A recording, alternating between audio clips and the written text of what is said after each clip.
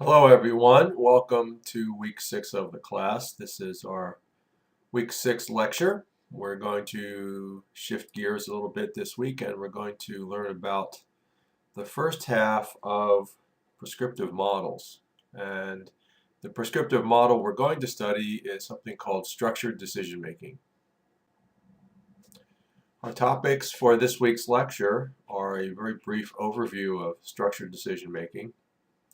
I'm going to look at some problem statements. I'm going to understand what decision objectives are and look at some possible structures for decision alternatives.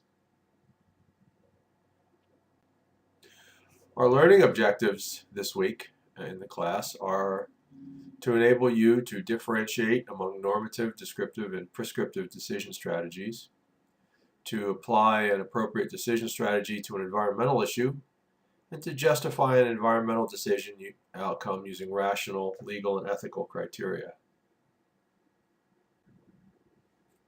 So this week we are going to move into our 2-week study of active prescriptive models. And these are models that prescribe methods for helping people to make better environmental decisions.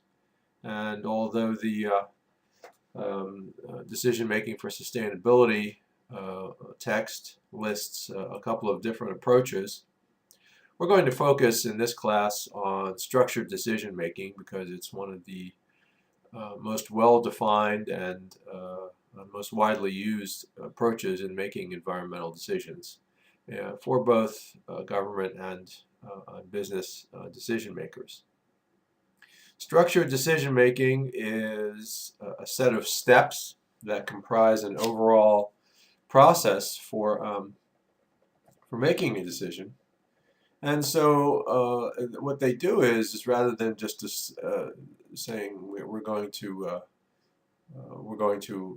approach this in a very simplistic method, they provide a set of criteria or a set of individual processes that decision makers can go through, especially if the decision is complex and the outcomes are not clear. Structured decisions many times are those that involve a large number of stakeholders, and this is a process that's followed by many government agencies, especially the Environmental Protection Agency. The first step in structured decision making is to define the problem, and then we determine what the objectives are that we're trying to achieve with our decision.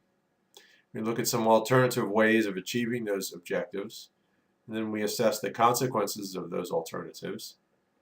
Then we look at making trade-offs. What are we willing to live with? What are we not willing to live with? We determine our relevant uncertainties in terms of each consequence and each outcome. And then based on those uncertainties, we define our risk tolerance. How much risk and variation are we willing to live with? And then we outline some linked decisions so that we know what's coming down the road after we've made our decision. The first step in determining the proper decision in the structured decision-making process is to develop a problem statement. And this is the basis of moving forward. In other words, the entire decision-making process really is short-circuited if you bypass developing a good problem statement.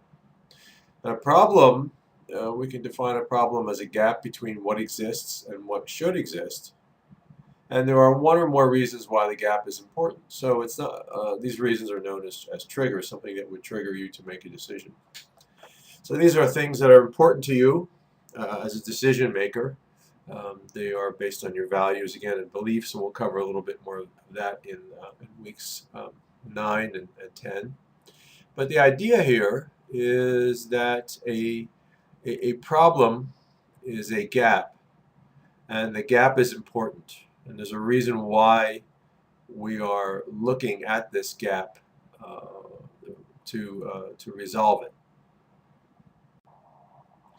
Here are some examples. These are some examples for the EPA. These are well-known examples. So these are a little bit biased, except for number 3, which is a business example. These examples are a little bit biased in terms of policymakers. The first problem is that air pollution from VOCs, NOx, sulfur dioxide, heat, and sunlight is resulting in negative health impacts in people living in U.S. cities, including lung damage, eye irritation, and damage to plants. The second example is that lead in paint and lead solder water pipes is causing lead poisoning and neurological damage in children across the U.S. The third example is more of a business example, and this is that the use of disposable tableware in the company dining room has reduced the amount of water use, but has increased the amount of solid waste produced from serving meals. This is a very frequently encountered problem. When we try to solve one problem, another one crops up. In this case, the company was looking at a drought situation, low water situation with water restrictions. So they switched to disposable tableware, but they realized that they had increased the amount of solid waste tremendously. So the fourth problem is that as a result of pesticide use on agricultural crops, approximately 313,000 farm workers in the U.S. suffer from pesticide-related illnesses each year. And the last problem statement example has 2 sentences. So a problem statement sometimes can have 2 sentences. Many inner city sewer systems have limited capacity and cannot handle storm overflow. And during storms, raw sewage from these systems is carried into local rivers and streams, which creates a health hazard. So these are some examples of very succinct problem statements. You'll notice that in each statement, the majority of these address human health.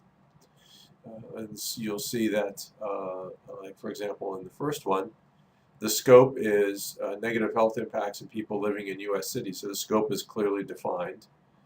And we have the situation defined as air pollution from VOCs, NOx, sulfur dioxide, heat, and sunlight. And then we have, actually, we also defined the conditions that are resulting here. So the specific problem conditions, lung damage, eye irritation, and damage to plants. So these are some very specific examples, and in your problem statement in your paper, you're going to want to focus your problem statement as concisely as these. It takes a little bit of work, it takes some practice, but the better that you can focus your problem statement, the better decision you're going to make. The problem objectives are goals that the decision maker wants to achieve with their decision.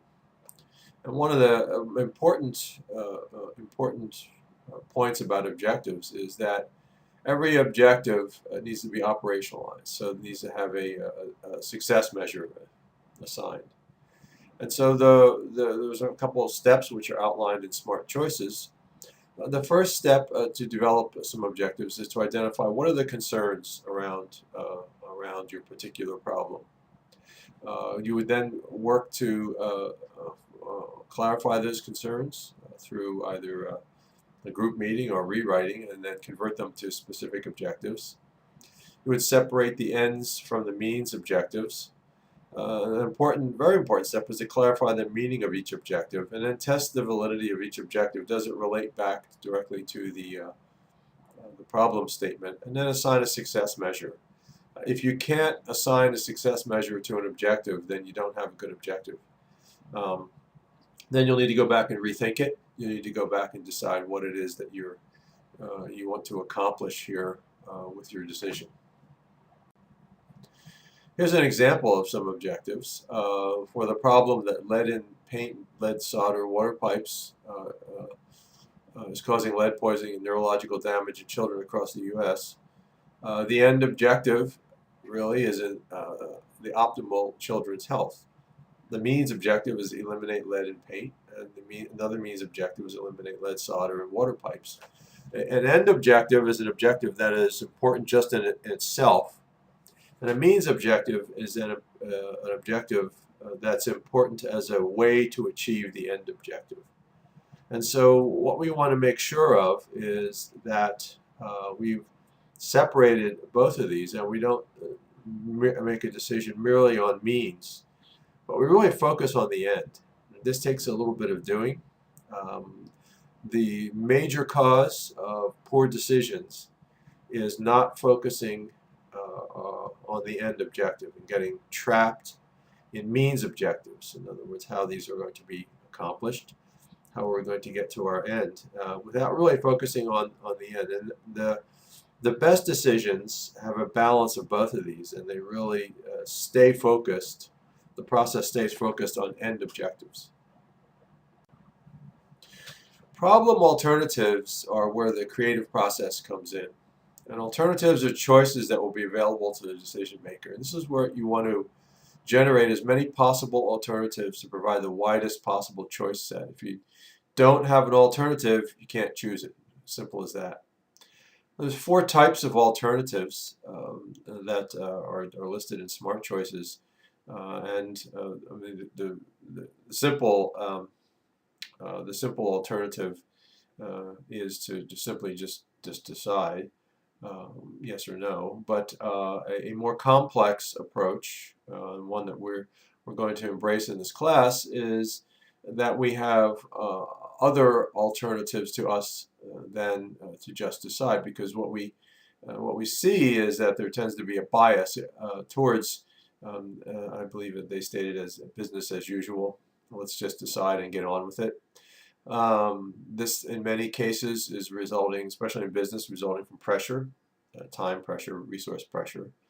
But there are 4 ways, 4 types of alternatives that we can look at here instead of the business as usual. And it was subject to the availability heuristic, which we learned about last week, and then the anchoring and adjustment heuristic, which we learned about last week also. And what we want to do is avoid the effect of heuristics and biases, and really open ourselves to a number of different possibilities here. And this is where the structured decision-making process enables us to overcome the negative effects of heuristics and biases.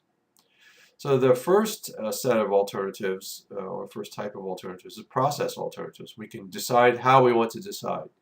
Do we want to vote, majority vote? Do we want to have consensus, binding arbitration, use of standardized tests to determine which direction we should go in, or which people we should select, or which option has the most value. Bidding at an auction is one way to decide how we want to sell something or move forward.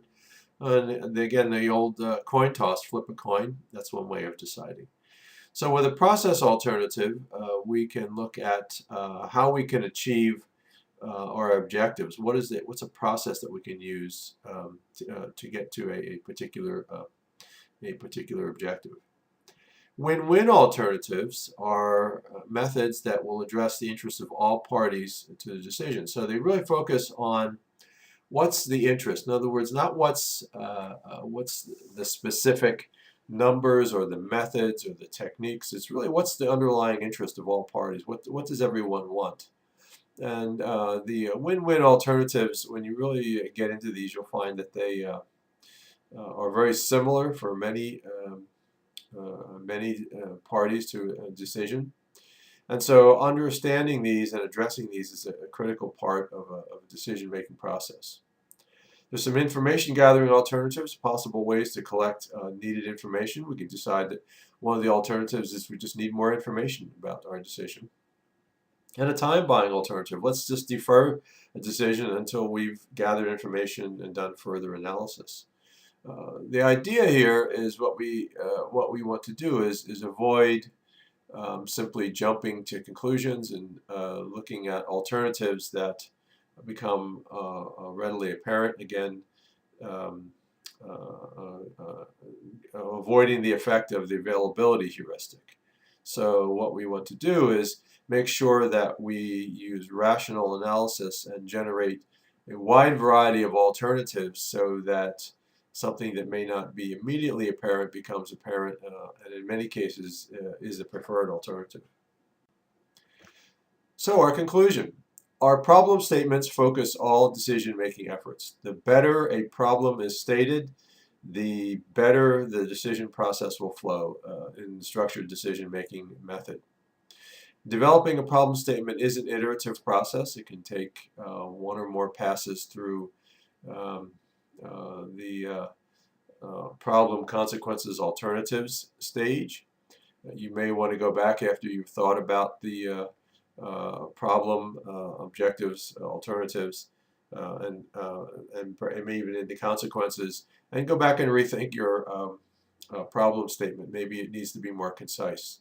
And so don't be afraid to do this. This can happen many times. And it's actually a very good loop. Again, nothing is really written in stone with the structured decision-making method. The idea is that the best possible problem statement is the one that will enable you to make the best possible decision. And this is not the problem. The best possible problem statement is not always apparent until you've gone through a couple of steps where you've looked at your you've looked at your possible your alternatives, your objectives, and decided really what it is that you're going to focus on. Your objectives should flow from the problem statement. They should be directly related. And the alternatives should be numerous because they are as many ways to achieve success as you can possibly think of. And this again hinges on your measures of success that you've assigned to your objectives. And so what we were looking for is alignment. The problem statement should align with the objectives, which should align with some of the alternatives. This is the key, and in many cases, if you're having a misalignment, then the problem statement needs to go back and be revisited, restated, and the objectives need to be revisited and restated. So you may want to look at all three of these elements a couple of different times until you get them aligned. This is why the structured decision-making process works for groups and for complex decisions. It also works as a team decision-making process. So that's it for the lecture for this week. We will see you in the threads.